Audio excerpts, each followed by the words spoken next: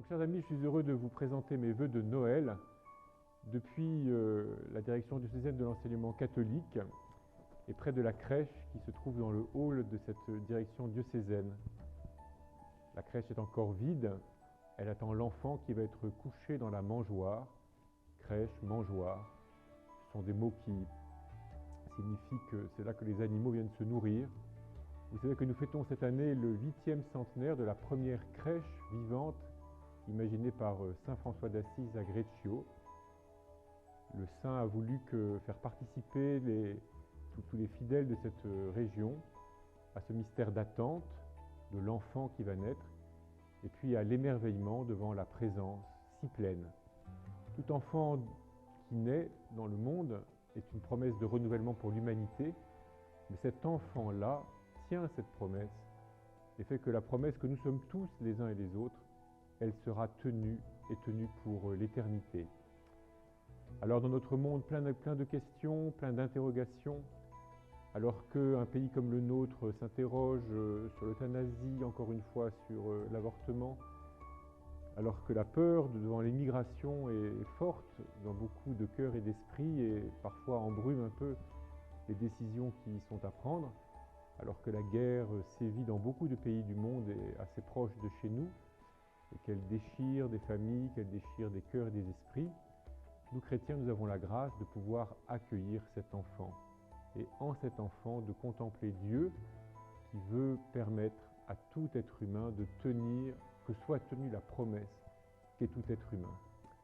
Alors accueillons cet enfant, frères et sœurs, avec nos mains parfois vides, déposons auprès de lui tout ce qui nous occupe, partageons sa joie à lui de venir dans le monde nous rejoindre et partager notre condition humaine, pourtant parfois douloureuse. Accueillons l'espérance qu'il vient nous donner et sachons la partager les uns avec les autres. Bon, saint et joyeux Noël à chacune et à chacun de vous, avec une pensée particulière pour ceux et celles qui sont seuls, ceux et celles qui sont à l'hôpital, ceux et celles qui sont malades, ceux et celles qui sont en prison, ceux et celles qui sont brouillés avec leur famille, que l'enfant de Bethléem les assure de sa présence et leur fasse goûter le don qu'il vient apporter à chacune et à chacun.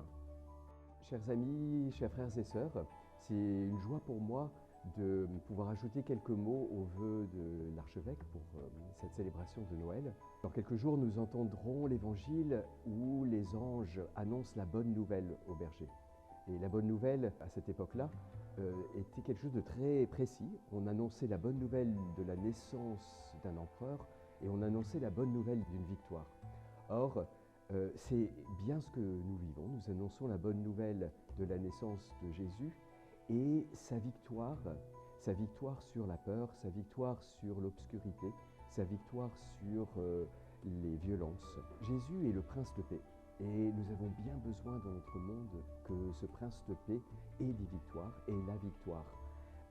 On ne la voit pas toujours, mais il y a quelque chose de particulier avec la paix, c'est que autant la guerre est quelque chose que l'on prépare avec beaucoup de moyens, beaucoup de force, autant la paix se construit par petits pas, par petites gouttes, pas à pas, et ça commence par la paix avec notre voisin et la paix dans notre cœur.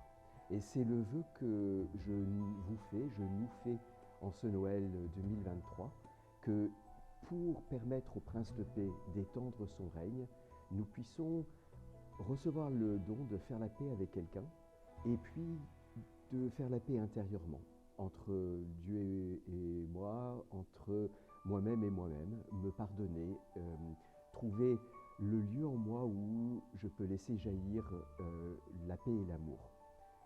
Meilleur vœu de paix, meilleur vœu pour un bon et saint Noël.